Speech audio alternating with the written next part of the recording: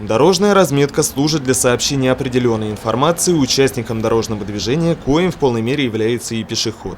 Однако предписаниям контрастных белых линий, как показывает практика, стараются следовать в основном водители автомобилей. Так, например, почти никто из пеших участников дорожного движения не замечает отсутствие характерной дорожной разметки и разрешающего знака «Пешеходный переход» на привычном месте у входа в торговый центр «Аструм».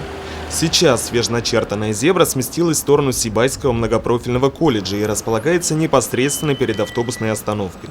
Однако большинство горожан продолжают переходить дорогу в привычном для себя месте, а это в свою очередь влечет за собой определенный риск как для водителей, так и для пешеходов. Как бы здесь по привычным переходить?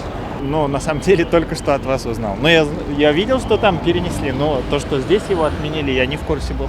Здесь просто я уже 10 лет работаю, и здесь всегда был пешеходный, и это, мне кажется, трудно будет даже за счет информации перенести. Не знаю.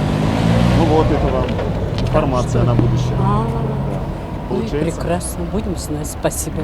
Ранее данный пешеходный переход располагался в непосредственной близости от регулируемого перекрестка, а это создавало трудности для движения автотранспорта в часы пик.